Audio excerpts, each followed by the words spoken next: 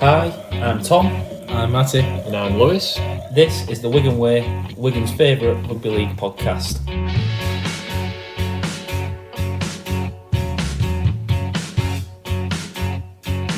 He'll put you in his trap 'cause he's a union man. He's got it all figured out. He won't care what you think 'cause he's a northern man. He's allowed to speak his mind.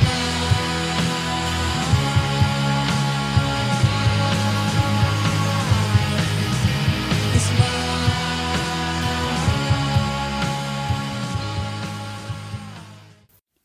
The Wigan Way podcast is brought to you by Cherry and White Pins, a local Wigan Warriors themed pin badge company with a variety of Wigan ranges. You can get free shipping on all orders when you use the code The Wigan Way, that's The Wigan Way, all in capitals, at checkout.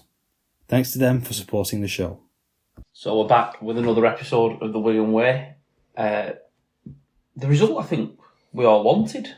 A good win at home to Wakefield, 44 points to 2. But before we get into that, Matty, Lewis, how you doing, lads? Yeah, I'm good.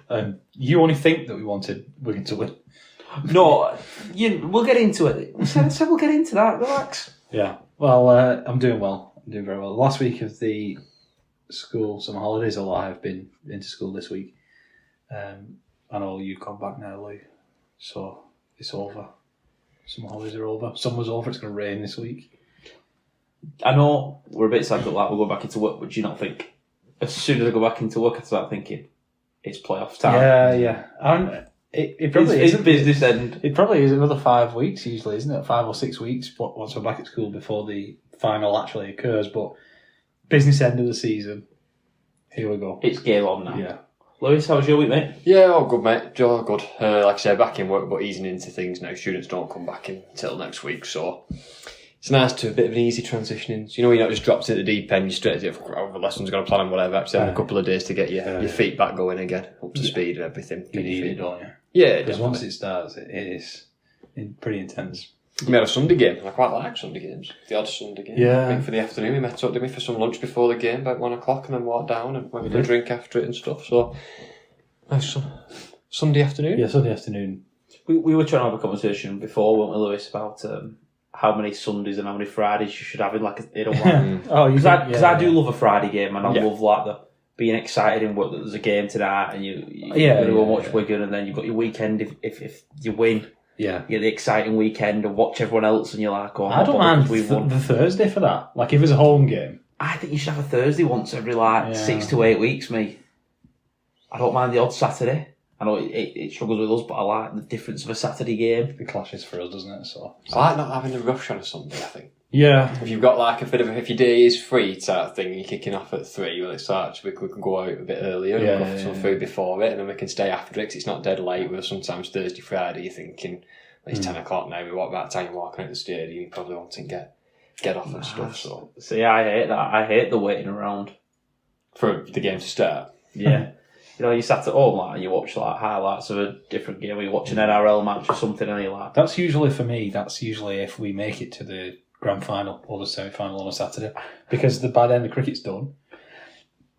And there's no other games to watch. There's not like you can watch Warrington and Huddersfield to pass the time. There's usually no NRL, or that finishes early. So you are just thinking all day, sit and think about this final. And you two know how bad I get if you have to wait round. I can overthink a game, and I can overthink it. So I can overthink a coin toss. I do overthink a coin toss. Right. I started off by saying this was the result that we all wanted, and I obviously didn't mean a Wigan win. That's what we all want every week. But we sat before the game, and like you said, we went for some food, and we were talking. We didn't just want to win. Lewis put his dream out there, which was 36-6. I said, I wanted a battering in a way, just to send a bit of a statement back to Super League. Saints are finding some good form now, obviously. Okay, looks like they're in with the league leaders' shields. There's a couple of, you know what I mean? I thought they're just we've been on a bad couple of performances and just laying a platform. And I think especially I know it wasn't a nil, it was only but to not concede a try, just a penalty goal, just lays down a statement of, don't forget about us. We know what we're doing come this business end of the season. And it's one try conceded now in 2 games. And that means a lot. Think about this time last year. Well, we got in a bit of a roll and we conceded 1 try in about 15 games, and they flashed that stat up at Vegas, which was just remarkable. Well, look, we'll talk about French coming back to squad because obviously that was a massive thing, but I do just think we did defend more like Wigan. We were picking people up on the 10-metre line and throwing them in touch. We were dragging people back in, forcing dropouts or making them come out from the corners difficult. The best thing we did was when we threw that lad in touch and he just let go of the ball. Yeah. So it was given as a ball steal. And then they tapped the penalty and we went, we'll just throw you in touch again. Yeah. That was so brilliant. It was like, well, you can keep dropping the ball, but eventually it's going to get given in our favour. So I think we looked a lot more like Wigan this game, 100%. A few weeks ago, we were at Warrington, and I made the symbol to you that the ball was just starting to roll. Yeah.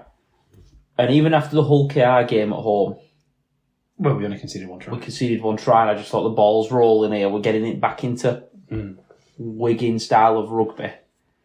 And I'm going to say, I think it was French's try, the second one of the game. Obviously, you sit in front of me and Lewis, don't you, Matty? And we just looked and just made the symbol again that this ball's rolling now. And I'm not saying it's all perfect and decided for, but yeah, I think for me it was what possibly highlighted how good French was going to be for the team wasn't necessarily him scoring a try. It was when he poked his nose to it and offloaded it and Eckersley ended up scoring. Because it just made me think everyone's got loads of space there because they've had to draw in on French. Well, there was a moment similar to this, and it was at 0-0. I'm going to say, I think it was Liam Farrell that was tackled about 15 short of the line. And French just went on a short side and they doubled up on him. They went 4v3 against the centre, French and the winger. And they went 4v3. And we shifted it right to left. And Marshall just ran out of room and he cuts back inside. And they scrambled really, really well. But that just meant, as soon as I saw that shape and Jowett sending the extra defender to the short side, I went, this is it. This is what we've missed. Because people are brave enough to go 3v3 if Farrimond or Kieran or anyone but Bevan French is on that short side. Suddenly it just creates so much room and it creates so many one-on-one opportunities for people like Wardle against whoever the opposition centre is. And in December when he came on against that second rower, it's just 1v1 stretched across the park and Marshall probably open. It was that space that he creates that is so special for him.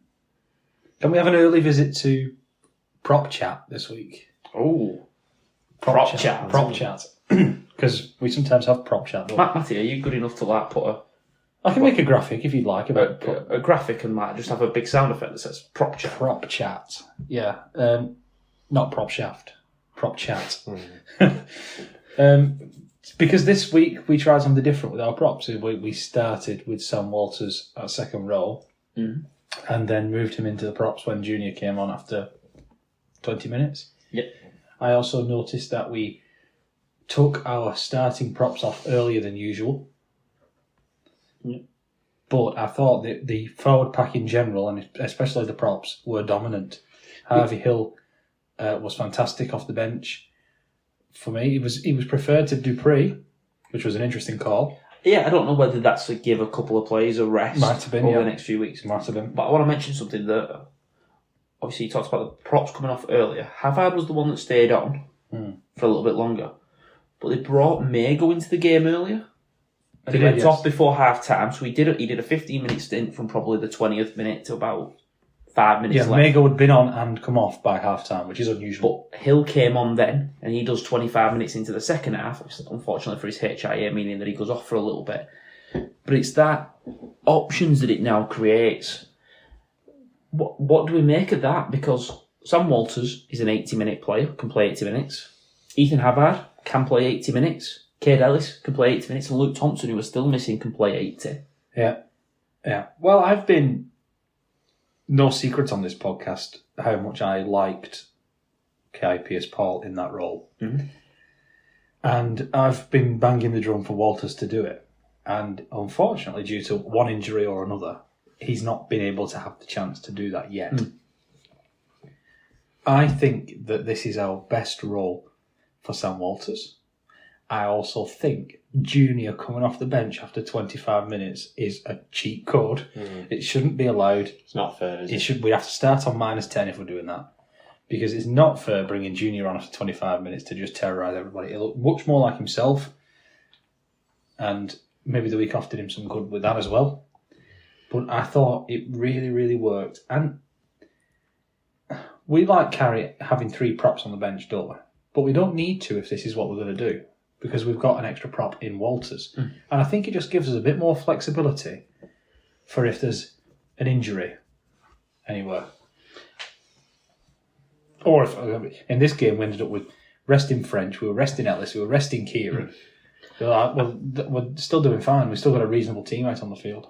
I don't think it gives us more flexibility because if December starts, Walter's probably on the bench and plays as a prop role anyway.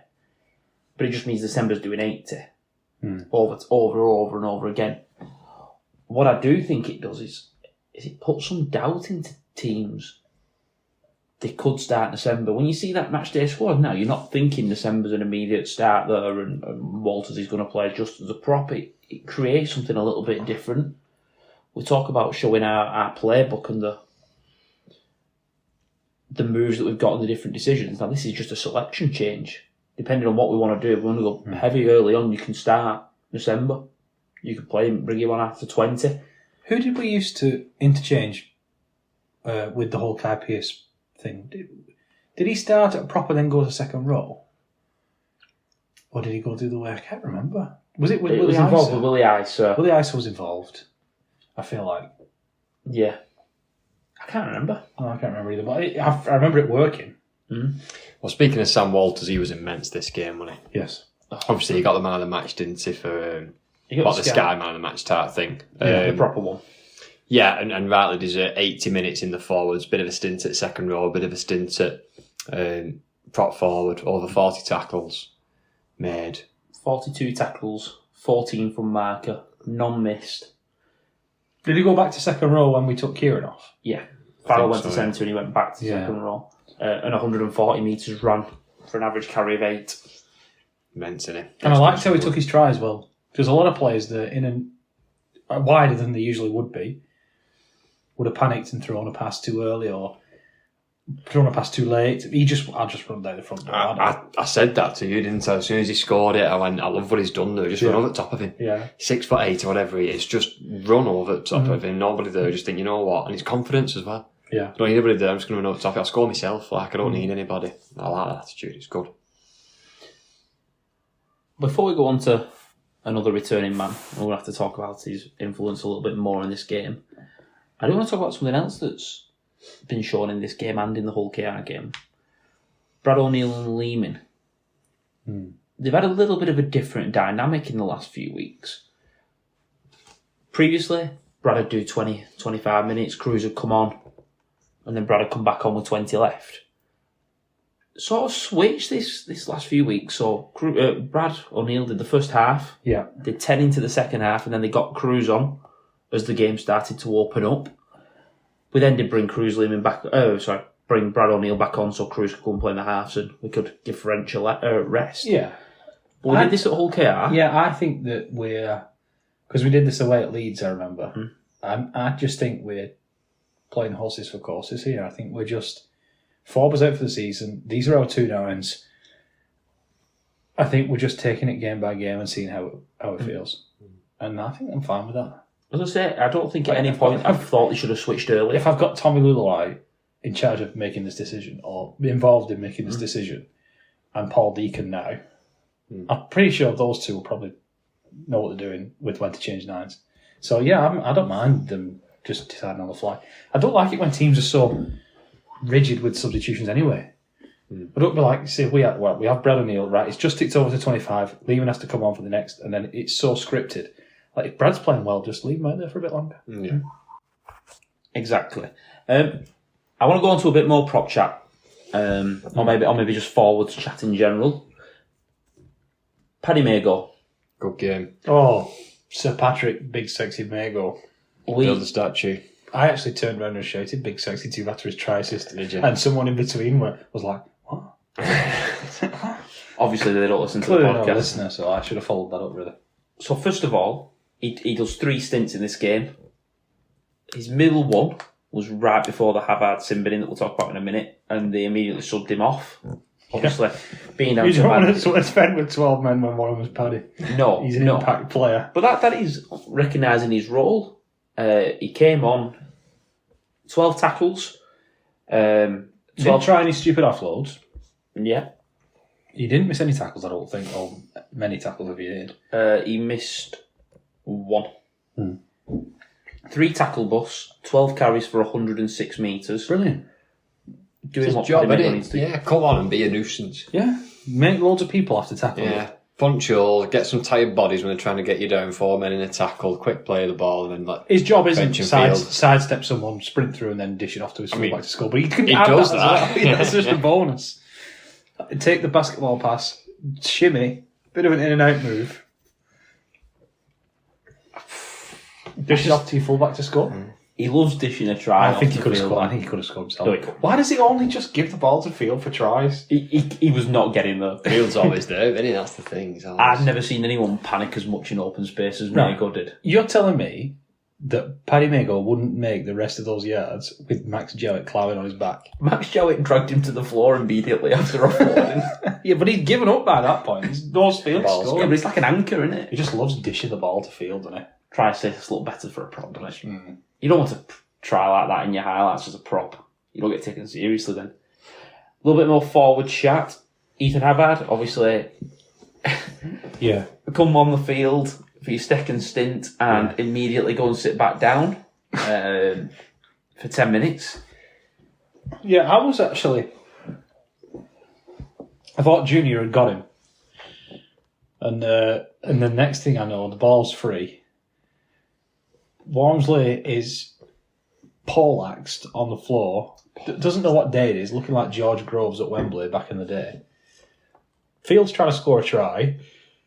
Chris Kendall's trying to play advantage for some reason. Then he decides, oh no, there is someone seriously injured here. I better stop the game and give a penalty. And then the replay shows that he's been absolutely monstered directly in the head with his shoulder. Oh, man, he killed him. I thought he was dead. I get why it's a yellow. Could it have been worse? Well, if they hadn't decided to stop giving red cards, Yeah. some of the ones we've seen recently Yeah. have only been yellows. Now I'm not surprised. Whereas I think it probably The point The is fact the that Sent mitigation was pulling him down Yeah, and he's that's losing height mitigation is of losing definitely. height. But I thought he's been given a 1-match ban, hasn't he? And I'm quite glad it's only 1 match because I thought it could have been more. Well, he got It the is. same as Jared, but Jared had already a worse record. Is that what it was? Yeah. That's what- So- it works a bit differently now. so with his Jared- points, doesn't it? Ethan Havard and George Delaney, who the week before hit, ironically, the same player, Lachlan Walmsley, Oh, that was With with a 2 weeks ago, that one. Yeah. disgusting headshot where he jumped off his feet and nailed him. That wasn't given, though. There was no mitigation there. He got a yellow. But they all three got 5 points each. Well, I guess they all three clobbered someone in the head, so they all got 5 points. But Delaney got no ban because his record was squeaky clean. Ethan got 1 game because his record had 1.5 on it. And Jared got 2 games because he already had some points on his record. So I suppose it's consistent then, isn't it? it's consistent. They're doing it in the way. All three of them got the same points for a pretty similar offence. Yeah. The only thing was that one of them was completely unpunished in the game. 2 of them got a yellow card. Yeah. Yeah. We don't need to talk about that anymore. I will give Lachlan Walmsley some credit because he's a brave guy. You know, he Yeah. puts his hands up for tough carries and he's I a think- brave winger. But What were he your got- words to me before just- this happened? I just said he gets bullied. That's bless him. He's brave. He doesn't shy away. But I think we lobbed him in touch twice before this. Yeah. Obviously, this was an everyone where he was like, I can't believe he didn't go off for an HIA straight away. No, I thought that was Let the clearly... game go for 5 to 10 minutes they got after, that- and they got that then wrong. took him off, and I just went. I looked at that replay, and the screen were being funny as it was that day anyway, and I went, how he's not been taken off for a HIA? I mean, it normally says something when the ball flies up. But That's you know, they put the thumbs up. They gave him the thumbs up. I know. I couldn't believe they gave him the thumbs I up. couldn't believe And they then a stick to few him. minutes later, he goes off for the head test. which he eventually passes. You said, Tom, didn't you? That's borderline neglect, not taking him off straight away It is. when he's been hit like that. For me, Not just to say get him off or checking him after that, because that was a massive collision. I know the NRL has a lot more money than we do, but you watch them over there and the guys in the stand that are just on everything. And if you hit the floor and don't in move... theory, we have that.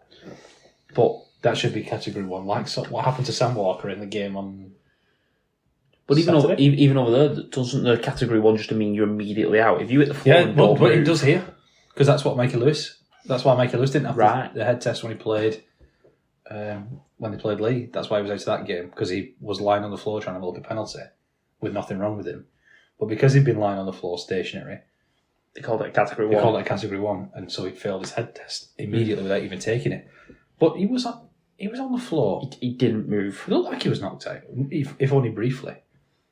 Yeah, it's not right for me, that. Right. We've come a long way from... Like, I remember Talima Tautai once saying in the press that he'd been concussed in a game and hadn't told anyone. And his wife had asked him, and he said he was just taking a rest after making 3 tackles in a row. We've come a long way since then, and that wasn't that long ago Tautai was playing for us. So you think that we've gone past those sorts of days, and then something like this happens. Yeah. And someone doesn't get pulled off for a head test immediately. Yeah. Looking like George Groves. When you see him on the floor, it's wrong. It is wrong. Right. I don't want to talk about our 2-second rollers. We've already talked about Sam Walters, Nusemba and Farrell. Nusemba looks a little bit rejuvenised, if that's the right word. Rejuvenated. Looked brilliant for his try. Did he take his try well? Yeah. Like the Wakefield players were moaning because he burned Lino for pace. They were moaning at him, saying you should have tackled him. Well, if you actually watch it, Lino tries to pull his shirt back, and he just can't pull him back. But it's a halfback. I've heard that Junior can run 100 metres in 15 seconds, which is, Zach Eckersley can do it in 11, but Junior's also much bigger. Yeah. I know he's quick, but I thought a halfback should be able to catch him. And he just ran away from him. Liam Farrell, a little bit more like his best. He's been good for a few weeks. Warrington, he was fantastic at Warrington. He was good last week. And this week. I'm actually going to say this. I think Bevan French is the perfect halfback to play alongside Liam Farrell. Because Liam Farrell just needs to run into his line. He just needs to hold his defender. And Bevan will pick him when it's the right time. To me, I know people have moaned about Farrell getting knocked about and not making metres and all this, but I think Farrell, with the ball, is always just going to be Farrell. He's always going to be backing up. He's always going to be running a decent line. For me, when Farrell's playing well, his defence is on point. Yeah. And the last few weeks, his defence has been fantastic. Yeah. Now, the man that we've all got to talk about. His triumphant return. Yep. I said that. I had forgot someone before we talked about him. And we promised that we were going to wait and leave Bevan till the end. We did say we were going to leave Bevan till the end. So Liam Marshall. Oh, yeah, I was over at Liam Marshall's finish because I put this out on X. That doesn't sound right. I put this out on Twitter, that's much better, isn't it? That when I saw Marshall, because I have a perfect angle, I suppose you do as well, but yours is a bit higher up. I don't know if you... It was a really good angle for us. He catches it and you think, all right, go and score. A slide in will be fine. Step in will be fine. Whatever. You're just going to score at this point. You know he's going to score. It looked like he didn't need the flying finish, but he still went for it. And I thought, I bet he practices that more than just normal try scoring. Yeah. They practice these flying finishes so often. I think they almost do now. You might as well. It's probably the safest bet because you know you've got the most space. You know how you're good at them. You can do them. And I suppose if your feet are in the air, you don't have to worry about them being in touch, do you? Exactly. And if he showed this try to us as children, we would be outraged. Outraged. Do you not think we talked about wingers a lot before? When Ryan Orthus came in at Leeds or whatever, and it was you wanted the strong, bit shorter but strong, and would knock people away, rather than down for the corner, but would knock his own. Because when we were kids, there was Vainicolo. That's what I mean. You must say there was Vainicolo, and Brian Carney was a bit. Yeah, but he was a strong winger as well. There were always quick wingers, strong wingers. There were always all kinds of wingers. I think the wingers taking yardage carries, that was quite a new thing. While we were growing up, that became a thing. And then these flying finishes, which I would probably say they started coming about 15 years ago. I would say. About 15 years ago, these flying finishes started. Say Makinson was probably one of them. Makinson. In the corner with the jump. Denny Solomona. Yeah. Yeah. I think try scoring evolved then, didn't Tom it? Johnston. Yeah. Even when you look at like Sam and the reaching out of one hand and planting it down one-handed, Yeah, I think we just got used to these tries, and I just wanted to mention them because we're seeing them 3 or 4 times a week now. What should be a highlight reel top 10 most athletic things done in the UK this week, and now they're just becoming almost normalised. A weekly occurrence. Yeah, they are a weekly occurrence. We see them all the time, and somebody like Marshall is very good at them, and clearly works really hard at them. And so for him, when he sees a position like this where he's got a bit of space, going for the flying finish is the right thing to do. Yeah. I'm just thinking about it. That 15 years ago, that would have been around the time that they changed the rule around the corner post, wouldn't it? Best rule they ever changed. Yeah. Best definitely. rule they ever changed, taking the corner post to be in play. Yeah. I used to hate that because you could run all the way down with your hand over the line. Yeah. But get to the try line and it was out. Yeah. Along with that try finish, he had his own try assist where he finds Junior back on the inside. But 195 running metres, 17 carries, averaging 12 metres a carry. It's phenomenal at that yardage game. Yep. Phenomenal. I've teased it enough. Let's get back into him. Bevan French. We've missed him. Yes. He's the best player in Super League, isn't he? And yeah, you will miss the best player in Super League. You just will. Yeah. People seem to act like it's a bad thing. It's a bad thing that we miss the best player in Super League. He just makes everybody else play their own natural game so much better, doesn't he? We said, I think I said it to you, Matty, during the highlights. His try where he kicks, obviously it ricochets off the post and sits up nice for him. As it always seems to sit up nice for him. That's because you're there and you show up. But Sam Walters immediately sees him skipping across the line and thinks, I'll just give him an option and I'll just make a run.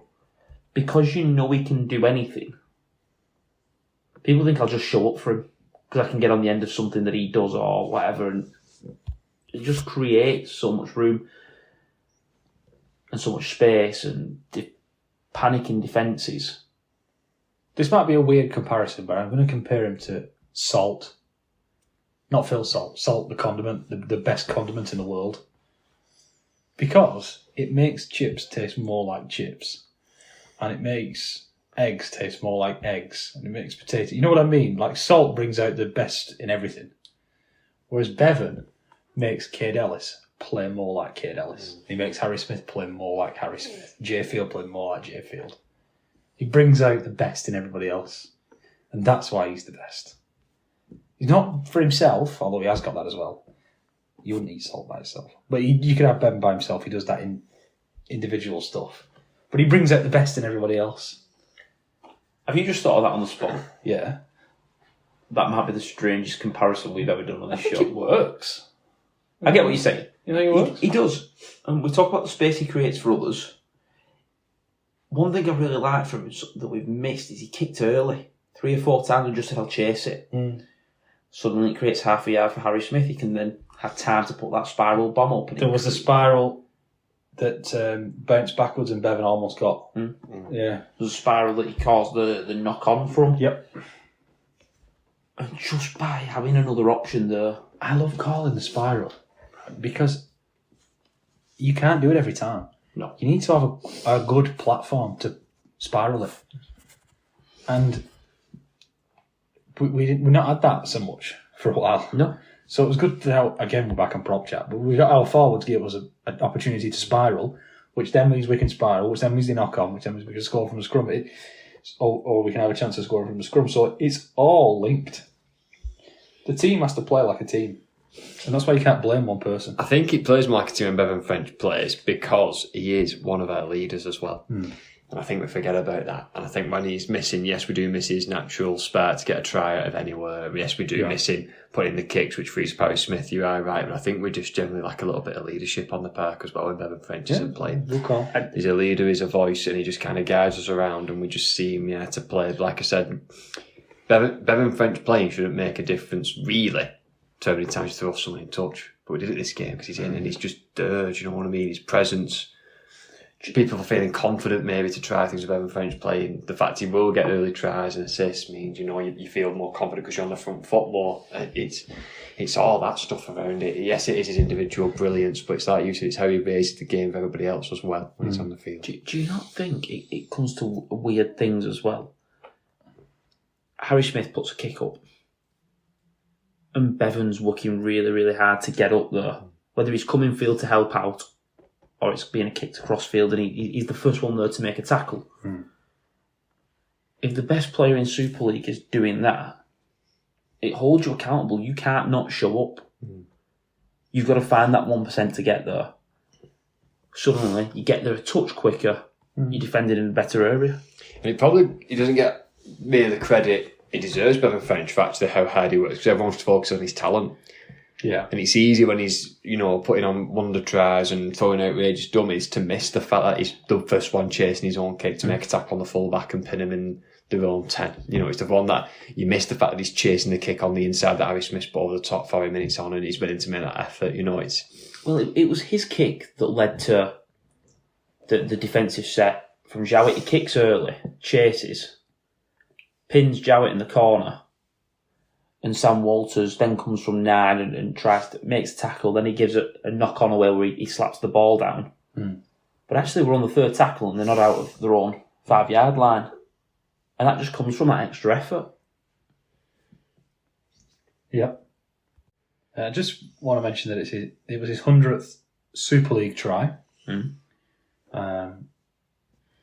A lot of people, were saying, how many overseas players have got 100 tries for the club? It is worth saying he did reach 100 tries for the club at the start of the season. I think it might have been in Vegas. Was Vegas his 100th try for the club? Potentially. Anyway, around then, yeah. He had 10 in the cup. So it was his 110th try, but it was his 100th try in Super League for Wigan. And yes, like I said, not many overseas players have had 100 tries in Super League off the top of my head. Pat Richards definitely did. Well, there's a bit of trivia for you, isn't it? Yeah, see if anybody else did. It would be one of the early days because no one's done it, certainly since Paddy, or since we've really been watching regularly about 2005. So I do think it's worth a mention that it's his 100th Super League try. Any favourites, any standouts? Oh, yeah. I mean, I've got a list as long as my arm, but you got any standouts? Your list is 1 to 100 ranked, isn't it? No, but I did have a top 5 before I watched the video that Super League put out with all of them on. It's like a full length against Salford a couple of years back, wasn't that? Was a good one when he was playing full back for us and he catches the kick return and just goes through. It was during the COVID year that at St Helens, wasn't it? Yeah, it was behind closed doors. I think for me, he had a kick return against Salford again when we were in the crowd. Do you remember when there was rumour that he was going to go to Hull FC for 2023? And we were shouting sign the contract at Salford, and then he scored the hat-trick, and he scored one where he returned a kick and he linked up with Field. That was one of my favourites. Obviously the grand final try. You can't look past the grand final try. The grand final try for me was just because the conversation had started about who's the best player in Super League and whatever, and it was like, I'm standing up when it matters. I'm winning as this game. Yep. I'm him. I am the best player in this league, and you can't do anything. If I want to score, you can't stop me. Yeah. It was where he slides and he just puts the ball down, slides, gets up and stands up. It's like there's so much around it that's just different level. Yeah, and there's a lot of tries when you watch that. There's a lot of tries where you go, oh, how's he even tried that? Or why is it how has he scored there? How many times do we say, oh, they've got him, and he still scores? His strength. But even in that try that he scored against Wakefield, he goes to the right hand side. 3 men got him. Yeah, and he somehow spins round and gets out of it, and then just keeps going. Different level of player. I think my favourite, if you had to press me for one, would be in the yellow kit at St Helens, where he steps inside and steps out again and makes Lachlan Coote and Regan Grace crash into each other, and he's just free scoring a try. That's probably my favourite Bevan try. But then that one you mentioned, Lewis, where he steps through and he makes 6 side steps in one try, where he makes that kick return. That was really special as well. Serious player. We'll put that out on X. So 131 games, 110 tries. He's won 102 of those games. That's just absolutely incredible. For as kids, when we grew up, imagining someone's going to win 102 out of 131 games. 78% win percentage. And I'm pretty certain, didn't we lose quite a few games at the start of his? Well, it would have been... He didn't play much in 2021, did he? Which was Land last year. So he probably spared quite a few defeats there. But also, we probably lost because he was injured and Field was injured, you could say. But we lost quite a lot of games in... I mean, the most games he's ever lost in a row is 2. Yeah. Well, that doesn't surprise me because we don't lose that many games in a row. I think the last... Has Pete ever lost 3 games in a row? No. I don't think Matty Pete has ever lost 3 games in a row. Off the top of my head, I don't think he ever has. That's ridiculous. What a player. What a player. We'll put that out on X. Tell us your favourite Bevan French try. Yep. We're going to take a quick break. I'll come back. We've got the news.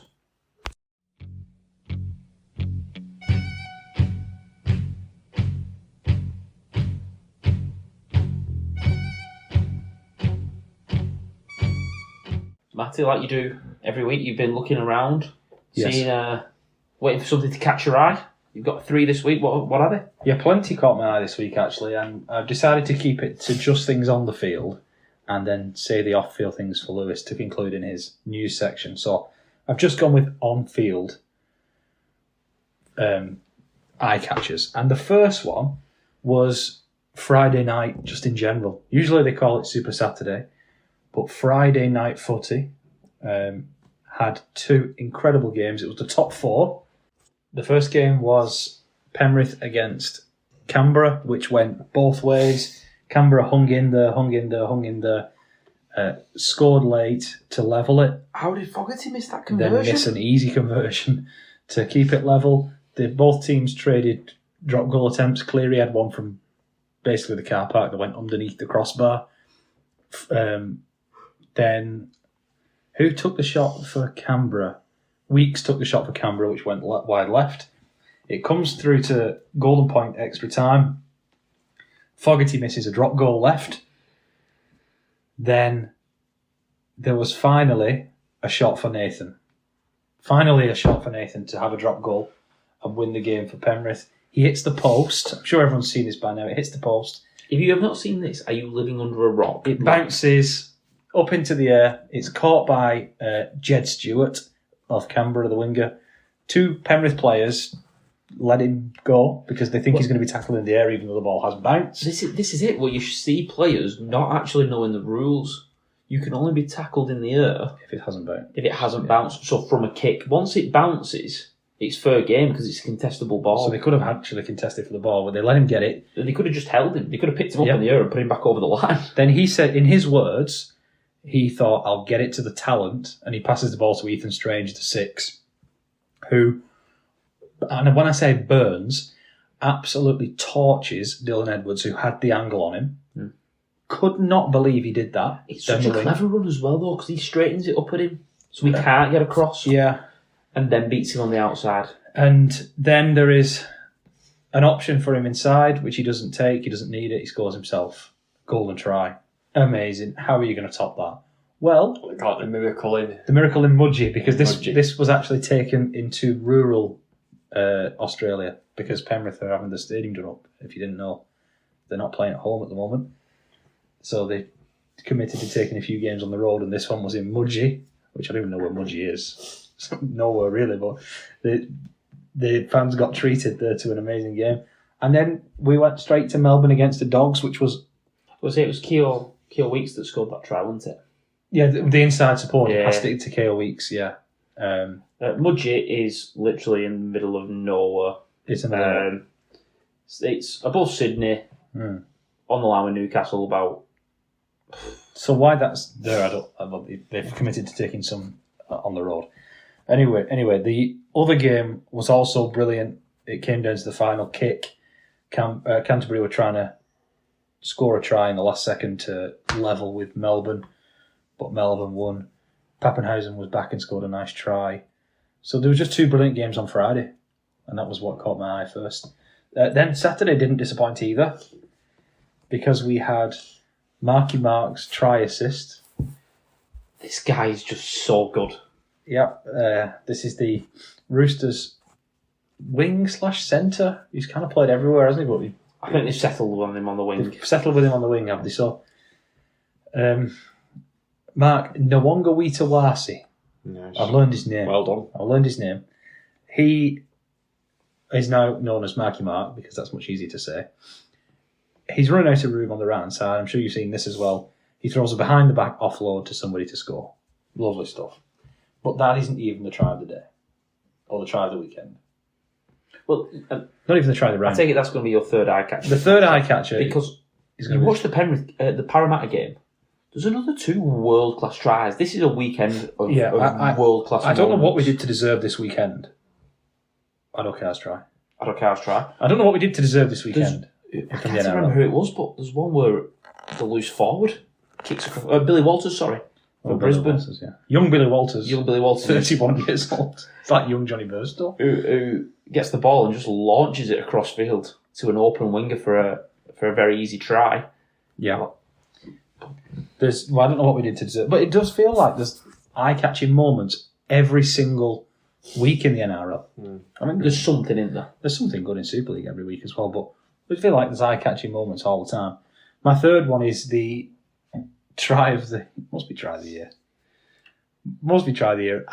Just the fact that this is at Leichhardt Oval. I don't know how you can not say that Keogh Weeks isn't Oh, tried. the KO Weeks one. Yeah. The one you just talked about. That. Yeah.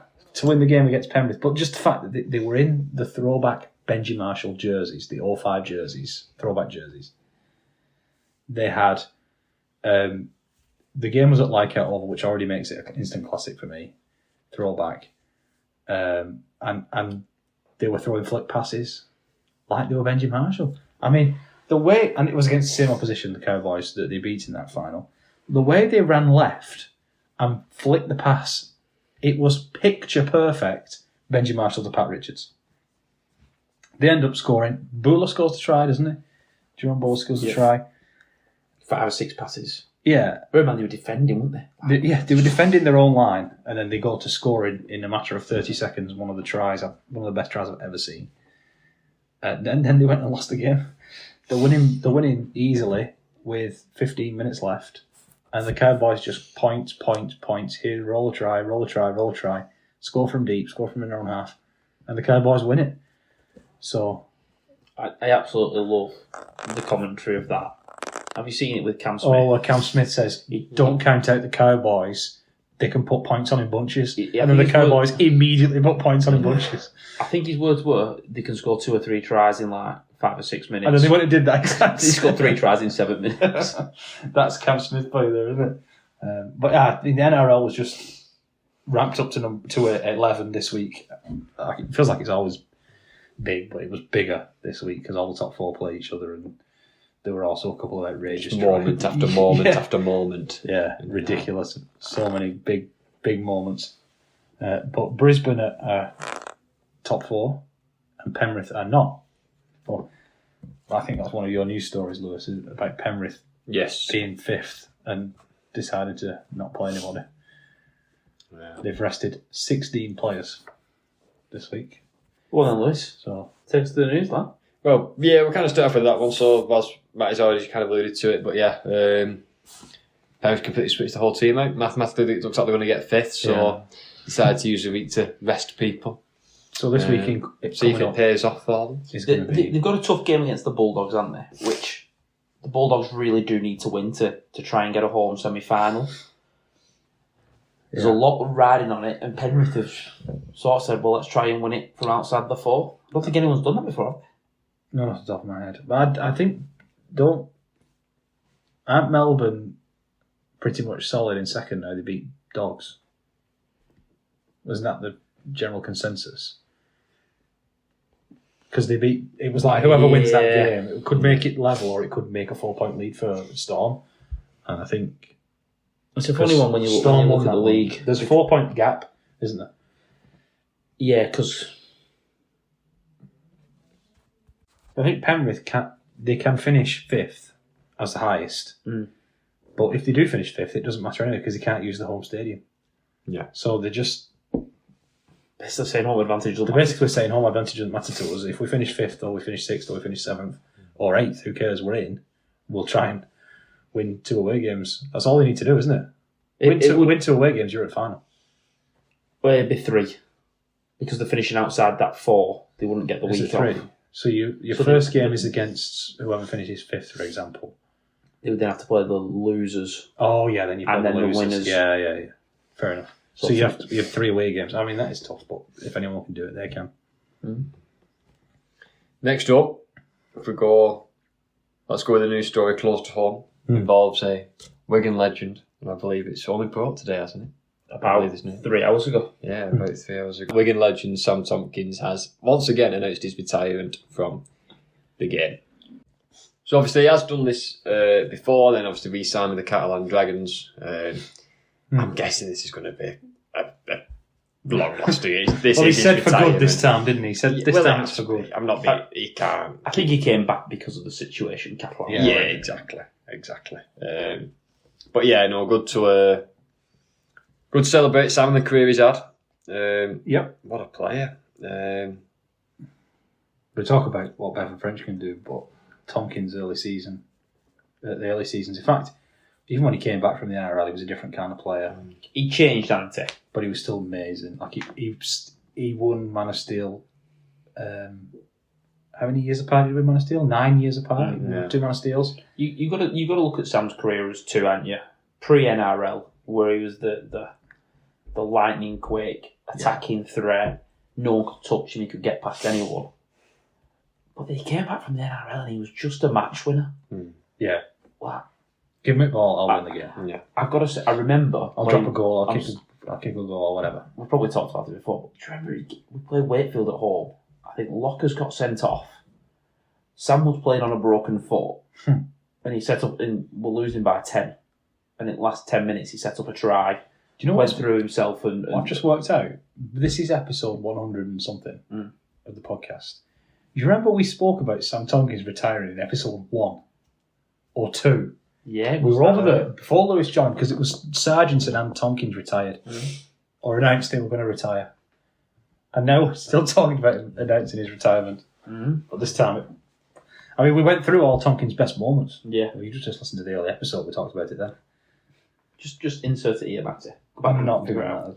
Well, another retirement to talk about, this is probably more of a shock. Connor Wrench from Wellington, young centre. This is much sadder because obviously Tompkins is at the end of a very good career.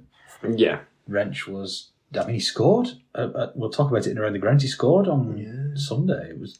Apparently the club in the statement said that he's retired from the game to take up an opportunity outside of the game that he couldn't turn down, essentially. Good luck to him, then I say. Good luck to him. It is. It's good luck to him. It's a shame to lose such a young lad from. Yeah, he's had some tough injuries, hasn't he? He's had his ACL reconstructed twice at a very young age. He's 23. Yeah, it's very young to have had that injury twice.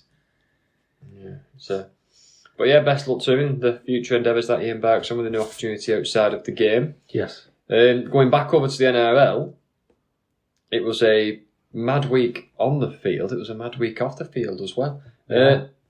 Coaches. Jobs are not safe in the NRL. They usually wait till Blue Monday, don't they? Yeah. Which is the weekend. Which is the Monday after the final game. We've been talking about this for the last few episodes, that there's coaches under pressure. Yes. And something we've talked about before, and we've talked about it in Super League before. You don't want to be the last one to sack a coach. If there's four people under pressure, you don't want to be the fourth one. Because then 3 minds have already took the best three available already things. appointed 3 good coaches. Now, Perth have already took Mal Meninga. I don't think he would have been on many people's boards. I don't think he'd be on many. think most teams would have actually thought he would have wanted to do it. Would have wanted to do it. Kevin Walters, He's a Brisbane legend. Will he go anywhere other than Brisbane? I don't know. Holbrook looks pretty happy at the Roosters. Holbrook probably is the most eligible bachelor, so to speak, if you want to take it that way. But one of the openings is Gold Coast, which is his former club that sacked him because he was outside of the 8 on points difference. Remember that? Well, that's what I mean. So he's not going to go back there, is he? So the 2 coaches that have been sacked are Desi Hasler from Gold Coast and Adam O'Brien at the Knights. Well, Adam O'Brien, I feel like he's been on thin ice for as long as he's been alive. Yeah. I feel like it's been a long time coming this, unfortunately for him. The talk is always around, is it the Morris brothers? Who are 2 brothers that play rugby a bit different than everyone else. And they try and play it differently to... They've been at Cronulla, is it? Before Fitzgibbon? No, that was Josh Morris. No, I don't think the Morris brothers have ever had an NRL job. Oh, you mean the Morris twins? The Morris twins. Oh, I was talking about John Morris. Sorry. The Morris twins. Yes, they played for a few different teams, but mainly they played together for St George. But they play it a little bit different the way that they're coaching in the NRL, the reserve grades. Right. And a lot of clubs don't seem want to take the risk on them. So it's going to become a question of who goes. And It's interesting Brad Arthur's just obviously next an extension at Leeds because you made it quite obvious he was, it was kind of common knowledge that he did want to return to the NRL. Well, Burgess applied for the Perth job, didn't he? Yeah. He said very, very openly that he wanted that job and he learned a lot from that process. That'll be interesting to see if one of those teams goes in for Burgess. Yeah, definitely. Sticking in the NRL, Brandon Smith has landed himself in some hot water. Yes. I Not don't know. Not a position unfamiliar for Brandon Smith. No, to it's find himself not. in, I must say. we should say there's a little bit of difference with this, isn't there? Because there's 2 cases here. He's been accused of, is it insider information where he's declared to one of his friends that he was starting a game Yeah. and someone's betted on him to score the first score try of the game, it is. which obviously is a no-no. Well, huge no. You can't be given inside information like that. The second one is where it gets a little bit interesting, and the NRL haven't stood him down over it, have they? No. Because Queensland police have arrested a notorious drug dealer. And when they've looked through his phone, Brandon Smith is in it. Right. Apparently, trying to set up an exchange of illegal drugs, not for himself, but for fellow Sydney Rooster players, whilst they were up on the Sunshine Coast. Yeah. And there's been some photos of a golf trip that have been released that people took Now, around that time. the conversation is are they going to go after everyone else who's in that phone? Well, the question is, first of all, is he even guilty? Is he guilty? Because he's not been stood down for it, so maybe there is... But a lot of the talk in the press is that they're actually only going after him because he's famous. Are you going to go after everyone in that phone? Because if you go after everyone in the phone, then fair enough, it's fair game. But if you're only going to go after Brandon because he's a famous rugby league player, you can't pick and choose who you're going to try and set an example of, really. Well, it's interesting. We'll see how that story unfolds. I'm Yeah. sure we'll hear more about that in the future. Keeping a little bit with the NRL, Blake Brayley. Yeah. 9 currently in the NRL, playing for, remind me, Matty? Sharks. Playing for the Cronulla Sharks. He's put his hand up for England. Oh, he's eligible to play to England, should we say? He's open to playing for He's, England. so he's kind of not. He won't be in the Australia squad, Yeah. but he's a pretty handy 9. His brother, actually, is Jaden Brayley. Is he also a 9? Somewhere else, maybe Knights, off the top of my head. Nah, I think he can play in the house as well. And he can play in the house. So there's 2 Brayleys. They're both eligible for England, obviously, because they share the same parentage. Being brothers, that's Sort of how it works. normally how it works. If you didn't know that. But then he said today that he is open to playing, and if Sean Wayne gives him a call, he'll probably do it.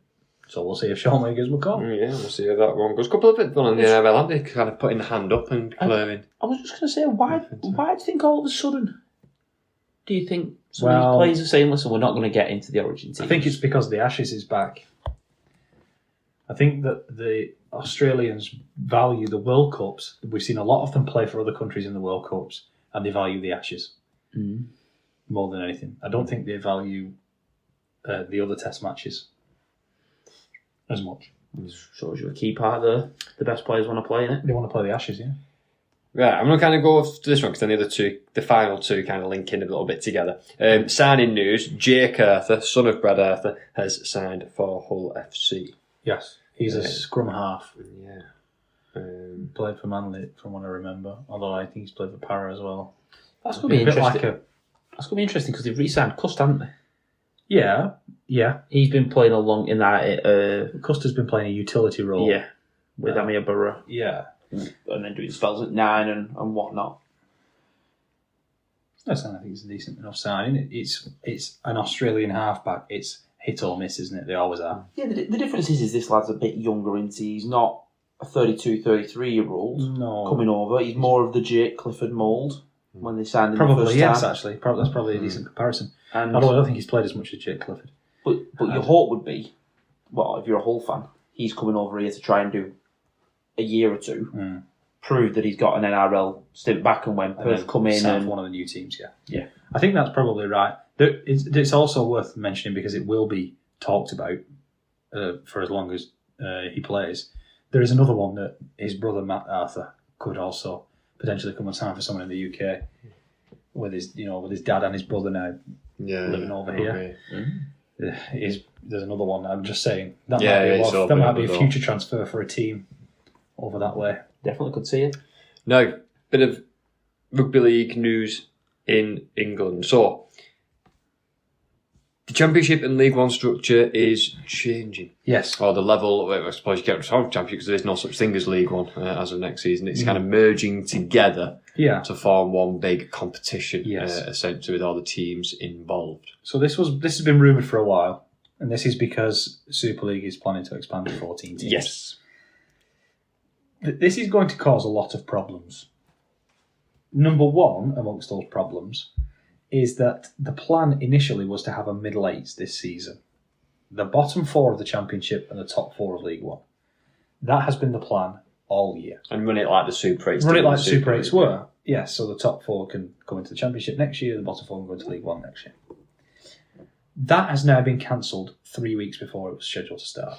So we're now cancelling things. This would have been an extra however many games. 6 or 7 games. 7 games. An extra 7 games. 3 at home. So that's a lot of lost income immediately. Plus we're changing the rules on the fly. Don't like doing that. Now they've said whoever finished top of League One or whoever wins the league, there's going to be a League One grand final. I don't know. Whatever's going to happen. Well, they've said the Championship winner is going to win the trophy. The top of the Championship isn't affected by this. It's the top of League One and the bottom of the Championship. What I mean is they've said League One is going to get the trophy for the Championship and the prize money and the IMG points. The top of League One.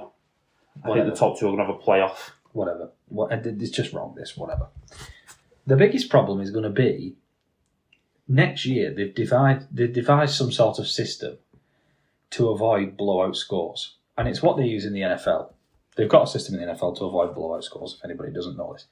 But basically, the teams you play, you have a whole load where you all play the same. But then the extra teams you play, the loop fixtures, so to speak, are against the teams that finished sort of similar in the table to you last year. Now, I'm not being funny, but if you improve over the off-season, you could be put in an incredibly strong position. Because you would be playing an extra load of games against teams that finished around you last season, but you've improved loads. So you're going to finish ahead of teams that have much harder schedules. So it's not like in this country where the loop fixtures make it a bit unfair. It's going to make it really unfair. So you're going to have extra 8 games against teams that are finishing around you. It's going to have lower teams shooting up the table the next year. It just doesn't make sense to me at all. I know it probably will avoid more blowout scores, which is what it's been put in to do. But it won't make the league fair. Do you not think they'll do it the same way that we sort of do it, where all the evens play? No, that's not how it's going to be. No, definitely not. No, it's definitely not how it's going to be. It's going to be trying to pit teams around where they finished the previous year, which is just, it's crazy to me. It's crazy to me that you could have York playing against someone down near the bottom of League One, someone like Newcastle.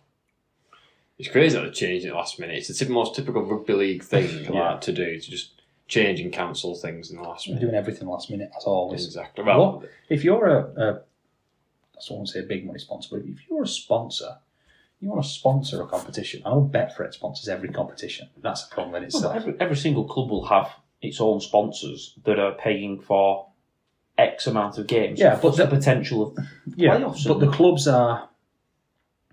clubs are their own entities. They're not in control of this.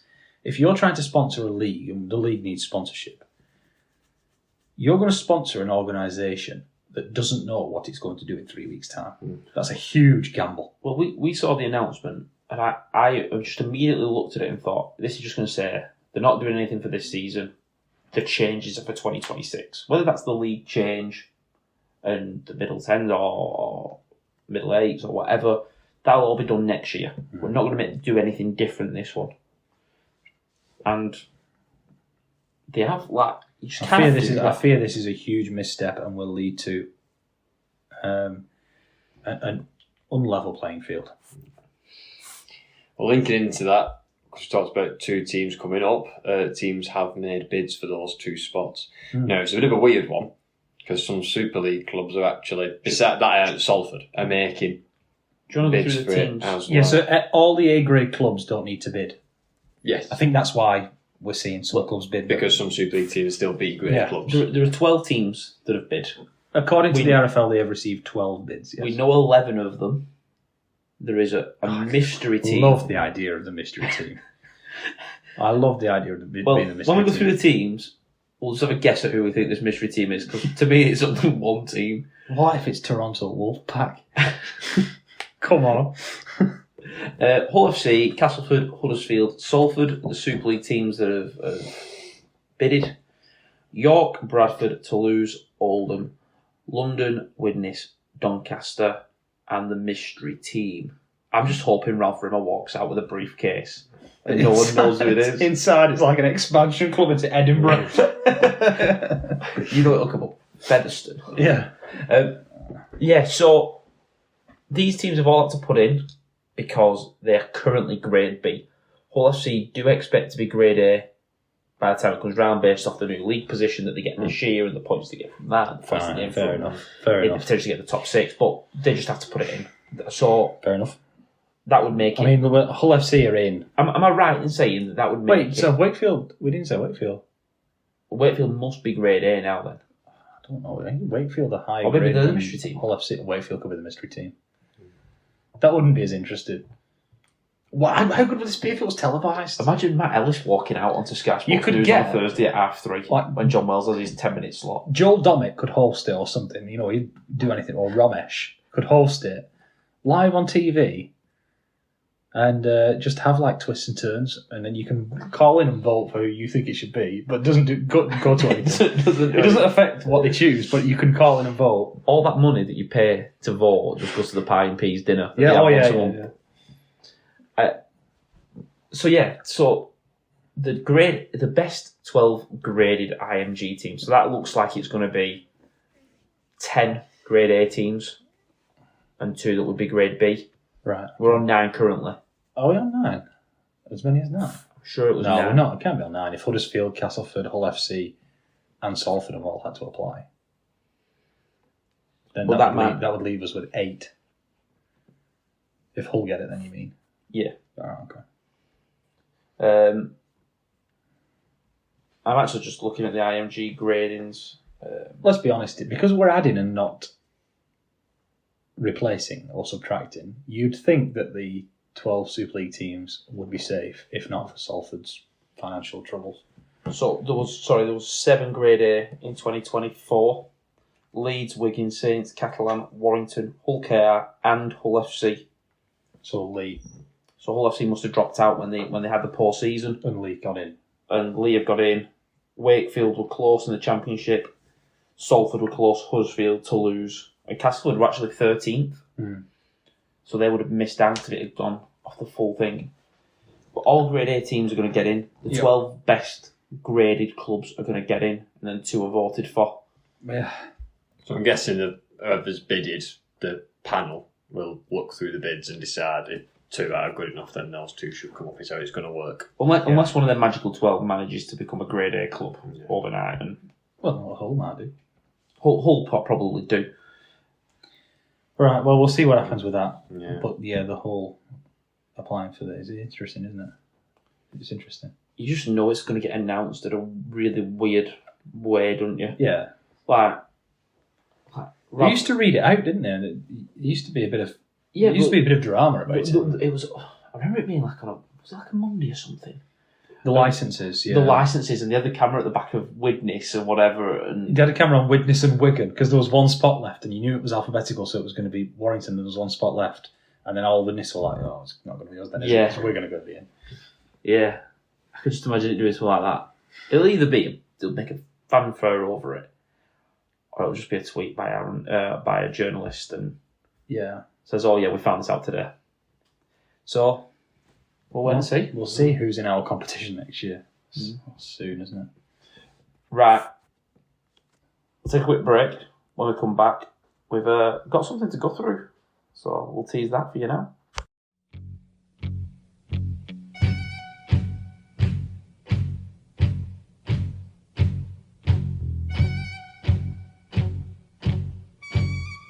Tom, a few weeks ago we did the Bald team, the Bald 17, the follically challenged, what was it called? The follicle-free team of people who were bald because they had no hair. Is that what bald means? That was, but they're bald because they have no hair. I don't know where that came from, just loose. I did say it one time. But yeah, so that was the team that we did a few weeks ago. And we said, next time we were all together on a bit of a fun episode, that you would make a headgear team to take on this bald team. This was considerably hard. Now, we did think about putting Carl Ablett in both lists, It was, but we decided not to. I wonder if any of these players are bald underneath the headgear. Well, I know one of them is. I can guarantee one of them is. I don't even know what players he's picked, but I can guarantee Chris Hill's in it. Yep. And he is He's very bald. isn't he? But he didn't go in our bald team because we made sure they were all retired. Whereas We here, can't couldn't do that with a headgear. None of the players wore headgear. This was incredibly hard. So we then waived the rule about... it's still Super League only, isn't it? Yes, they had to have played in Super League at some point. So it's still Super League only, but it is going to be... active players can still be in it, Yes. let's say. And they can have her. And they can have her, yeah. They can have Or her. they can have no her. It's completely The question wrong. of her isn't really... It's just if they have a headgear. Yeah, and they have to wear it most of the time.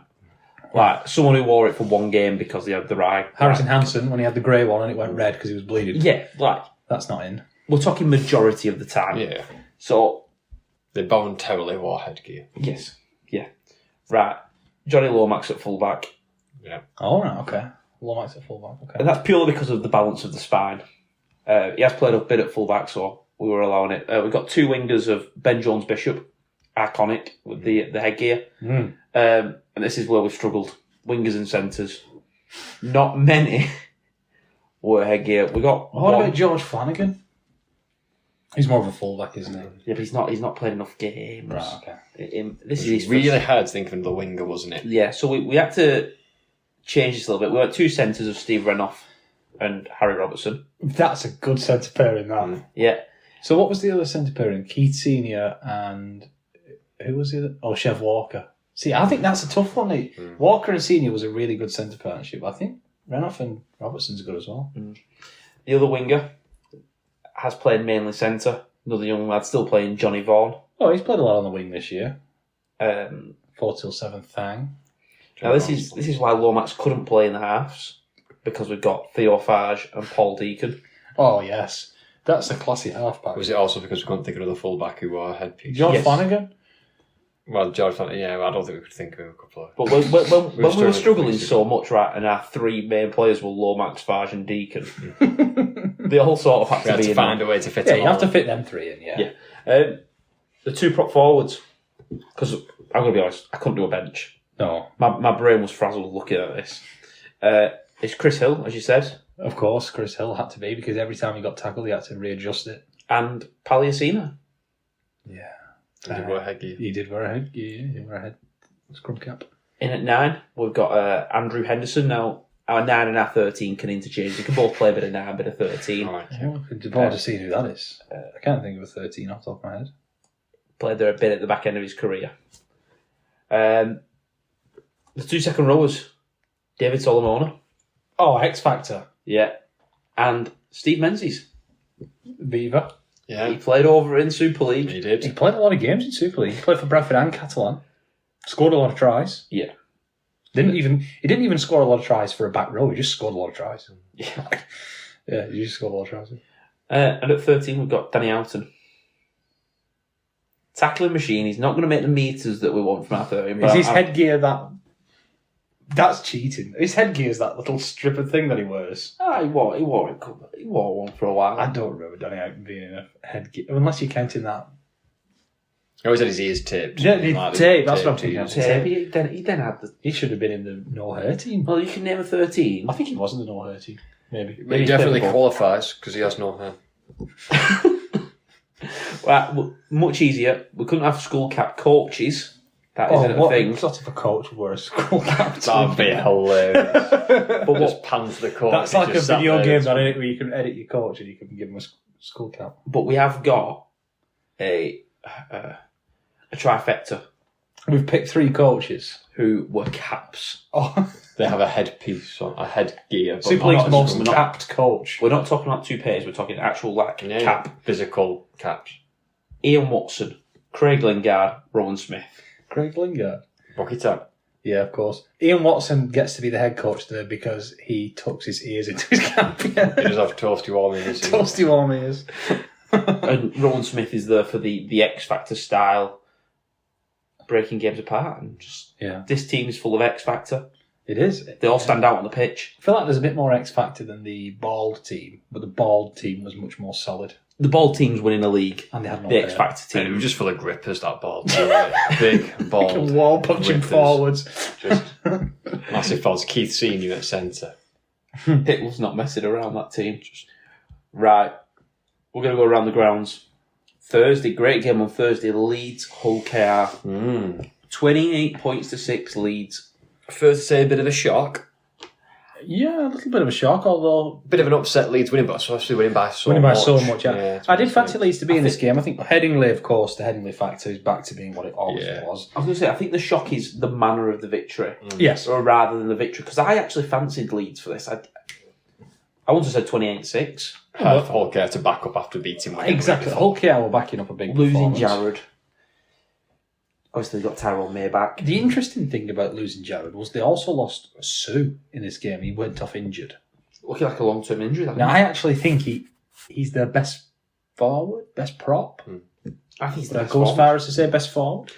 No, I think he's the most important forward. Certainly, if you're missing both of them, that's then a big weakness for your pack. But remember, if you've got players that's injured, should fit your team. Yep. I think this. I'm not saying suddenly Hull KR just drop off a cliff and that's it, but this comes into a little bit of a troublesome period. They've obviously lost Sue. Jared's still out next week. They've got to play St Helens. They've then got to hold Derby. Suddenly, the next 2 weeks don't look as confident. Don't look as. They've got some tough games, but this, to me, I'm not putting much stock into for Hull KR because I think they can very easily bounce back. And I think they put a lot into beating us the week before. They did, that's just a fact. But I'm saying this could be plant the flag moment for Leeds. This is a signature win. Not the first, because they have beaten Hull KR already, but by quite a convincing margin. Peaking at the right time. Maybe this is a sign that, Beating like a we big said, team at the right end of the season. like we said about our performance, people standing up and saying, oh dear, that's what could happen for Leeds here. People are going to stand up and think, oh no, Leeds are going to be tough to beat, firing. You get into finishing up near the top, they'll have a match at Headingley. I'm going to ask you both something about Hull KR. Do you think this is a blip? Or do you think it could possibly be peaking too early? I've said all season. No. I think Thursday tells us that. They've got to play Saints, haven't they? Who are in good form at the minute. I think if they can... Is that a Thursday game? Yeah. Is it? Wow. Is it this Thursday or Friday? It is... Oh, it's Friday. Sorry. Is it Friday's game? Sorry. Leah on the Thursday game, I think. Sorry, so Friday's game. But I think that will tell us a lot about how Hull KR's season's going to finish and how the playoff run is going to go. No, I agree. I agree that. It's a bit of a cop-out answer, but I don't think I would be too worried if I supported Hull KR. Because of what I'd seen the week before. Yeah, anybody can get beat at heading leg. Exactly. Especially when you just had a big signature win of your own. Yeah. Definitely. Right. Friday. Lee played Salford. Lee win, 38 points to 6. Yeah, wasn't there a glimmer of hope when Joe Mellor opened the scoring against his former side? 6-0 up. And then it was quite a while into the game that it was 6-0. I'm just going to check his name. They had a winger at Salford. Actually caught 2 short dropouts, which was really impressive. Back to back, they defended their own goal line dropouts. Neil, his name is. Yeah, what's his second name? I know you mean he's on loan from Hull KR. He's on loan from Hull KR, but he came through at Leeds. Obviously, he didn't come through Hull KR. Ooh. He came through at Leeds. But yeah, 2 short dropouts. That's a way to make a name for yourself. And what is his name? Chamambe. It's a good effort. I think it's Chamambe. Lee getting a win. Yeah. It is what it is. They've already just earmarked this as a win. Yep. Now, St Helens played Hull at the same time. 16 points to 10. Saints win. But I actually think this might have caused a little bit more questions. Fun game, this. Very fun game. Very good to watch. I think this might have caused Paul Wellens some question marks. Yeah, well, I think he might have just got away with it for a reason I'll mention in a bit. You're referring to him taking off Tristan Saylor, who was the player of the month for Hull Super League in this July. Past 8 weeks, is it? Past 8 weeks. Saylor's played fullback. Lomax has played in the halves with Mbai. And it's been going well. And young Whitby. He's been in there a couple of times. It's been going well, It's been going well. Well, it's been the best form. They've found form that they haven't had at the start of the season. Yeah. Wellesby's come back. I mean, Saylor moved out to fullback. Yeah. Lomax went onto the bench. Yeah. And then came on and Mbai went to 9 so they could give Darryl Clark a rest, which actually worked because at the end of the game, Clark won them the game, basically. Yep. If you watch that last try back, watch the work of Darryl Clark. Sorry, I was going to say, Matt, this is always the problem at the start of the season. When all those players are fit, it's hard to fit them in together. And I don't think he knows what he's best. Wellesby, Saylor, Mbai and Lomax, getting all them on, and Clark, getting all them on the field at the same time. This was the problem at the start. Yeah. Because you remember at the start, they started with Saylor at 6. They then went and swapped him and Wellesby. Well, he actually the wing. That's the booed the substitution of Lomax on for Saylor. The fans booed, and they were in the lead at that point. So that's interesting. And then St Helens and Hull play for the Steve Prescott Shield, don't they? And it's an aggregate score across the 2 games. And Sky showed Saints being presented with. I mean, they didn't really lift it and celebrate or whatever because it's just a shield between the 2 teams. But they had a picture taken with it, and I might be reading too much into it, but Saylor looked a bit grumpy in that whole segment. I just think, especially if you're going to carry a half like Lomax, he can't play anywhere else anymore. He might be able to fill in defensively at centre, but you're going to swap your half-backs round mid-game and then bring one back on. You're using 2 or 3 subs to change your 9. I don't think they need to do that. I get, giving Darryl Clark 20 minutes on the bench, but there must be a better way of doing that. Do you think they'll go back to Lomax? With Wellesby at fullback, Saylor and Lomax, and then Mbai and Clark as your 9s? I think the injury to Owen Dagnall, who has looked superb in the last couple of months, near the end of the game, will just give them an easy decision where they put Saylor back on the wing. I don't necessarily think it's the best lineup they've got, but I do think with Dagnall injured and Lewis Murphy injured, it fits everybody in. It keeps everybody happy. And we'll see how good Sailor is on the wing. He might be fine as a winger. Yeah, he played there a few games, didn't Yeah, he? he played a few games. So. Hull, do you think it's getting into that do or die territory for them? They're only 1 point behind Wakefield, but we do know Wakefield, and we talked about it before, are going to play Huddersfield, Cass and Salford. Yeah. 3 of the next 4 games. Yeah. You'll be relying on Huddersfield improve the new and improved Huddersfield to go and do them a favour. Mm-hmm. Which they might do. I don't think it's a given. No, a few weeks ago it's we going would have to said be that's a interesting. If given. Hull can win all their remaining games, it's pressure on for Wakefield, isn't it? Hull's run's tough. That's the thing. really It's tough. all if. They've got buts Leeds isn't and it? KR, It's tough, yeah. Warrington and Catalan. Wakefield have got the easiest run.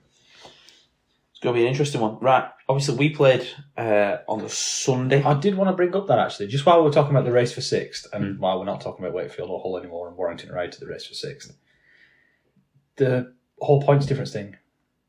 We're very lucky that Hull have got an odd number. Because it means points difference could never come into play. Hull were given the opportunity to play against the Salford team that was all the loans. Where they won 80. They got 80 points? 80 something points. Yes. On their points I difference. see where you're going here, Yeah, actually. Wakefield were not given that opportunity to play against a similar team and were instead gifted a 48-0 win. So there's a big difference there in 40 points difference when they were in back-to-back weeks, and that could have had a huge impact. Now, we're lucky that Hull had the draw at the start of this season so that this decision could never come down. Well, I suppose it still could if one of them draws a future game, but that's very unlikely. But even vice versa. Wakey have now played Salford twice. I know one of them was awarded, but they'll get a 3rd game against them on points difference. Yeah, so Hull won't. So then it's another unfair Run. that cancels out basically. Yeah. But yeah, it's very interesting that was awarded. I think had the teams both been on even numbers, there would have been a lot of uproar about that. There should have been, because you can't let one team get 80 odd points and then say to the other team, no, you don't get a chance. You only get 48 without even having a chance to play the match. Yeah. By point difference is close. It's 38 points between them. Yeah. So sorry, I move on to the next game. I just wanted to say that while we hadn't mentioned it because it was after last week's podcast. Yeah. Just one solitary game on Saturday. Castleford went over to Catalans. Catalans win 38 points to 4. Castleford have announced a new man, haven't they, by the way? Yes. Carr. Oh, that should be in the news, shouldn't it? Sorry, it just hit me then. Ryan Carr? Yeah, I think so, yeah. Ryan Carr, yeah. Because Career assistant in the NRL. it's a strange one, because Chris Chester Yeah. is obviously looking at his squad and players that he thinks will be there. And I'm pretty certain I saw from one of the Castleford podcasts, they retweeted something saying that Chris Chester wasn't going to play players who didn't plan on seeing next year. And is it Sam Hall, the centre? Sam Wood, the centre, wasn't in there. He was 18th man. Well, there also been rumours about Tex Hoy leaving today. But they've announced a few signings, Castleford. Yeah, they have. They've used a lot of numbers here. When you look at Elliot Wallace is 45, Alfie Lindsay is 46. So he's obviously looking at a bit of his squad and seeing what's in there and what he wants to keep. Catalans, 38 points to 4. Yeah, there were some nice touches in this. I think they're always there when you have a big win like this. But yeah, there's Cass took the lead, and most importantly for Cass, the biggest thing they've done this season was recall Andy Jukesy, your dad, from loan. Yep. At Workington. They've recalled him now for the rest of the season, so he can play for them on the wing if needed. Yeah, he just needs some Super League time. It's so hilarious that there's a player called Andy Jukesy on for Cass. Catalan, 38 points. I know we made the joke that it can't carry on like this. Well, they didn't make it. What was it? 1 win in 14. That makes it 2 wins in in 15. 15. So they can't actually make it to Mick McCarthy's holy grail of 1 win in 17. Yeah. I thought was going to happen at one point this season. I genuinely did. And I've got to be honest, I'm looking at the rest of the games. it might end up with 3 in 19. They've got to play Salford. But This is a real disaster of a season for Catalan, isn't it? Where you get rid of McNamara, then it takes ages to actually formally get rid of him. You've got Joel as the... Well, that's because of law over there in Catalan that you can't get rid of someone without a pending time, can you? No. If you're going to get rid of someone, you have to give them a month's notice before you can sack them. So he was still technically head coach for a month. Which is why all the rumours started that he'd walked. Which is why I don't... It's very weird. It's where does this actually leave the Catalan club now after this season?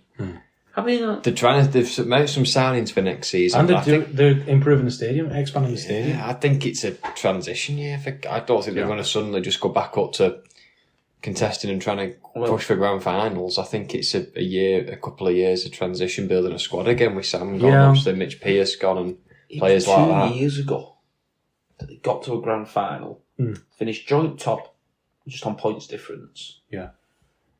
Remember the game where they knocked out Saints and all the fans came on the pitch. It felt like a moment, that, didn't it? It feels like that's passed us by because they never really kicked on. I know they lost the last week, that can happen. They lost, the following week, that can happen. But they never then built on it. I just don't. They missed the playoffs twice in a row. Joel Tompkins, who's now... Joel Tompkins.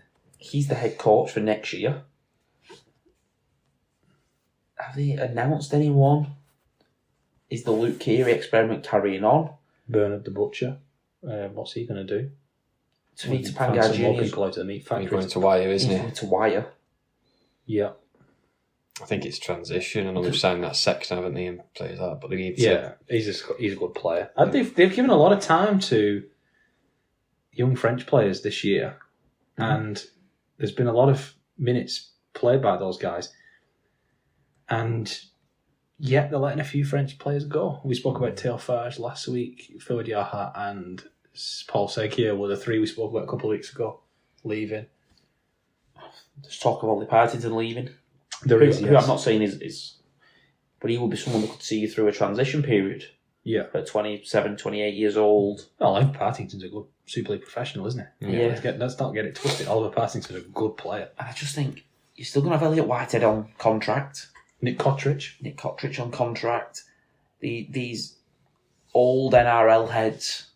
I think it's a transition, couple of years, time to get them out and construct a squad. Nick Jordan, Desiree captain.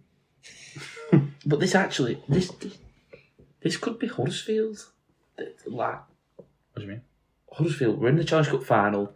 Everyone said it was this. They brought in a couple of players, not the right signings, not the right players, and now they've got them on contracts and they're waiting for them to I see. to still leave, really. Still waiting for them to leave so that they can actually go and regenerate.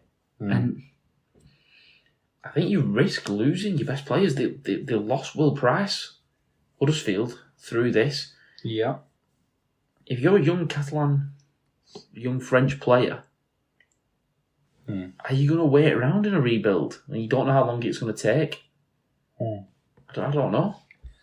No, I'm not sure what really Catalan worrying. will be. I mean, they might do. I mean, we're hoping for the best with Joel, and certainly Toby Sexton's a good player. We all like Toby Sexton. We'll see. Sam's going into commentary into, so he's not helping He's not. out. No, he's not. I have read that Mickey Mack might be I going read home. Mickey Mack as well, and They just rang Wayne and get lads back together. wait, wasn't it Mitch Pearce? Mitch Pearce, he still lives in France. Like, if Michael Also has a house in Mazzalorum and France. Mitch Pearce are your defence and attack coach, you are building the bad boys of Super League. Just do it. Get so many players. Disciplinary every week. It's just Catalan. They're the bad boys of the league. They do all the dirty tactics. We need a team that'll do that. We don't have one at the minute. It's got a bit boring on it. They used to do that. Catalan used to be the bad boys. Get it back to that. If you... Joel Tompkins, McIlroy and Mitch Pearce as your coaches. The dark arts. Yeah. Right, we have got one more game to talk about. Went on at the same time as us on Sunday. Yep. Huddersfield, Warrington. Half-time, Warrington are winning 10 points to 6. They lose this game 23 points to 10. They were winning 10-6 with just 15 to go, weren't they? With just 15 to go, yeah. First 25 minutes stayed at 10 points to 6. Yeah. Jacob Galgai, George Flanagan, and then George Flanagan again, converting both his own tries. Ollie Russell kicking a one-pointer to make it 17-10 before Flanagan scored again. I do think this was we've said it a few times, but this was like a rival game for George Flanagan. He showed himself on the big stage again. Really showcased his talent. Looking like a cracking player, isn't he? Yes, yeah. Well, at the start of the season, we were all take it Huddersfield, easy on Flanagan, take him. it easy, but they've given him a lot of chances, and he's really showing why. Classy fullback. I still think there is that case of take the time on him. He's still only a young lad. You don't want to... Yeah. Don't be putting him in the Ashes squad straight away, like this Ashes squad that these journalists are making. We've got 100 players in. Yeah. But I also think what you don't want to do is throw two inexperienced halfbacks in there. I know he's not really got a halfback partnership at the moment due to the injuries, but he still brought some experience in. Well, they brought Ollie Russell in, which is the perfect player to have with Flanagan, I think. They've had Tuilula here and Adam Clune. Yeah. Matt Frawley was in the experience that just allow him to be himself and learn his game. And it is worth saying, I know they weren't great for most of this season, but when you think about that, they've all three of them, which are the pivots. Lola here, Clune, and Frawley are the three pivots Huddersfield have used. And they're all out for the season. They've all missed some long time, haven't they? But actually, that's helped Flanagan become the star that he is. Yeah. Now, we saw this with Jake Connor, didn't we, when he came through at Huddersfield? Real talented fullback. It'd be interesting to see what's next for him. Yeah. Obviously, he's come through at Bradford. He played a lot at Bradford with his dad, actually. His dad now plays for... who was it? I saw him play. Keithley. His dad plays for Keithley. Second row. I want to talk about, the two coaches. Because one, this buys Luke Robinson some time. Luke Robinson's got time. He had time anyway, but what Luke I mean is Robinson it gives had him time. some credit, it gives him a result to talk about and say this is how we want to play, this is what we want to do. We're starting to see some positive. They've probably got half a dozen games. I don't know how many wins they've got. I can tell you in 4 or 5? one moment. How many points have they got on the table? 12 points, or 6 wins. So they've had 6 wins. They've probably had another 6 games where they've been close. where they've been good. And that leaves, 11 games where they've not. That's probably about right for Huddersfield. Say, half your games you've been alright. Yeah. And 6 of them you've won. Vice versa, Sam Burgess. Yeah. What a change this has been. It's... I don't even know. It was 3 months ago. The talk was, he's a shoo-in for the NRL job. It was 3 minutes away from winning the Challenge Cup. That makes a huge difference to the season. It always has and it always will. If you lose the Challenge Cup final, particularly in devastating circumstances, look at us in 2017. World champions crash out of the playoffs and all we had injuries. But if you lose the Challenge Cup final in dramatic circumstances, it could torpedo your season. I think he's been let down by his players, though. You reckon? A good number. Like Matt Duffy, one of your star players, like misses matches due to internal disciplinary issues and stuff. Like, But you also not think he's trying to why build. we got there? There was the most This is growth. the thing. He's trying to build a culture and whatever. I think any coach who walks into Warrington at the minute, I think it's just a club that just sets a coach up to. Unless you're going to say, I want 5 years, I'm going to literally get rid of all the poison in this club, and I'm going to bring in, new players, whatever it might be, with the right attitude, and build a culture over a 5-10 year project. I think that's what needs to happen. I think you're right. They're not one signing away from winning a grand final or whatever, like they think they are. But I'm I afraid. think The talk was they were. Well, yes. Last year, people sat there telling us that They were Mark's need away from base. Not Mark's need itself. a game managing half, but a game managing half, yeah. whatever, and they got that, and then they brought these young halfbacks in to bring some X factor and energy around and whatever, and they've made a couple of signings, and they should be there, and they're just not. They're not. But It's one step forward, 2 steps back. I completely They agree. sign a Mark's need, and then, like I say, Duffy goes on. I'm not just trying to blame, but it's just a prime example. And Duffy goes and does Well, that. the Musgrove it's like- situation. But why does it keep happening at this club? Don't know. They wish they knew. This is what I'm saying. I think the environment is set up for I coaches would be to fail. with you, Lewis. I would give Burgess a chance to rebuild it, to crash it and start it How again. many players does he need out of this squad? Well, that's up to him. It's his decision. He knows them. He knows their personalities. He can get the right right personalities in. If he's Sam Burgess, people will want to come play for him. I think he was doing good at the start. I mean, they lost away a little bit. Like you said, the whole Ryan Matteson kind of had John Bateman kind of asked me Ryan before. Matteson was after the wheels had started to fall. No, I know this, but what I'm John trying Bateman wasn't. John Bateman wasn't. What I'm trying to Still get third at, at that point. What I'm trying to get at, sorry, is I But that's thought... the Fitzgibbon injury, isn't it? Where they lose a big player for the rest of the season. I don't know if John Bateman's a particularly negative. What, I think he probably isn't. what the point I'm trying to make is essentially what I'll say is Burgess seemed to me to do the right things that Warrington weren't doing. He started going to his youth, he started trusting academy products and trying to bring through, Leon Hayes was his first choice half-back over, Drinkwater when they used to have him before they signed Sneed and everything, and then he brought through, I can't remember, a couple like Conor Wrench was a man, obviously just retired, but with injuries. Thewlis brothers. The Thewlis, but he started to learn like a bit like you Wigan and Saints do, but invest in your academy, invest in your kids, long-term projects, grow home. And they just, again, and then with that, you sign your spark players, your George Williamses, your Matt Duffy, some of the clubs to add that little spark. And I don't know, it just seems like he was doing the right things and then the wheels have fell off. And I don't know, again, I think it's culture. I think, again, he's been let down by some players. Right. But I feel sorry for him in a way. Yeah. I really do. Yeah. And I feel sorry for any coach that walks into that organisation. Yeah. I do. But I can't help but think putting yourself in the shop window like that. A lot of supporters weren't happy with his Vegas antics. They got embarrassed in Vegas, and then there were obviously the videos of him partying. Yeah. Well, I was thinking they've gone to Vegas. They're our team. Yeah, and have a laugh. But you have to have a bit of a part. But yeah, there's also certain things you can't do. Yeah. And I just don't. I don't know. I hear too many things out of. Yeah, Warrington. That camp is not a quiet camp, is it? No. Some teams. I know you mentioned. I know you mentioned the Matt Duffy one. He got stood down. The rumour was he was late 4 times in a week. Like, how are you getting to that point? This is not even like a Wigan thing. How many rumours like this do you hear about St Helens? How many rumours like this do you hear about Hull FC? With John Cartwright, Leeds with Arthur, Catalan with McNamara, or even Catalan with Joel Tompkins. You don't, do you? No, you don't. So they're probably Wakefield under Dale.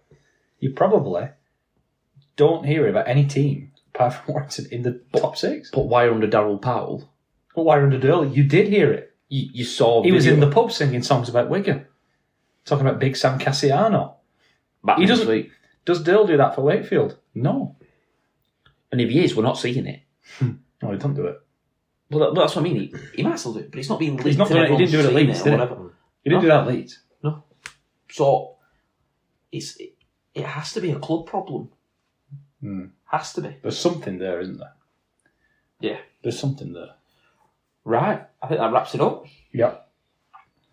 Lads, thank you for coming on. Another good episode. Always good to record after a win. Yeah, the best ones are as a 3. Yeah. Win. After a win. Good win. Yeah, we're good winning that. Not just a squeaky bum last minute winner. A proper win. They're always good though, them as well. A squeaky bum last minute winner are nice, but you don't want too many of them. We'll be back next week to hopefully discuss another win and where Super League is starting to settle out.